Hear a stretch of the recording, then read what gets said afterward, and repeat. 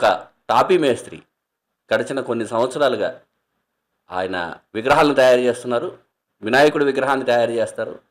ఆ విగ్రహాలు ఒక్కోసారి ఒక్కో రూపంలో ఉంటాయి. గడిచిన 6 సంవత్సరాలుగా విగ్రహాలు చేస్తున్న ఈయన ఒక్కోసారి ఒక్కో రూపంలో తయారు చేస్తారు. అంతకుముందు రుద్రాక్షలతోటి తయారు చేసి అందరి మన్ననలు పొందారు, అందరినీ ఆకర్షించారు. ఈ ఏడాది ఆయనే మళ్ళీ ఆ టాపీ మేస్త్రే ఈ పసుపు కొమ్ములతో 9 కేజీల పసుపు కొమ్ములతో వినాయకుడిని విగ్రహాన్ని తయారు చేశారు.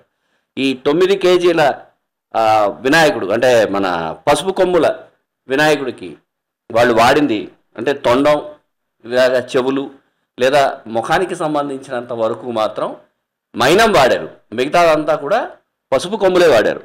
ఈ పసుపు కొమ్ములతో విగ్రహాన్ని తయారు చేయడానికి ఆయనకి దాదాపు ఒక నెలన్నర సమయం పట్టింది. అసలు ఈ వినాయకుడిని ఎలా తయారు చేశారు, ఎలా దానికోసం ఆ ఐడియా ఎలా వచ్చింది, అవన్నీ ఆయన అడిగి తెలుసుకునే ముందు విగ్రహానికి సంబంధించిన రూపురేఖలు అవి ఎలా ఉన్నాయో ఓ మాట చూద్దాం.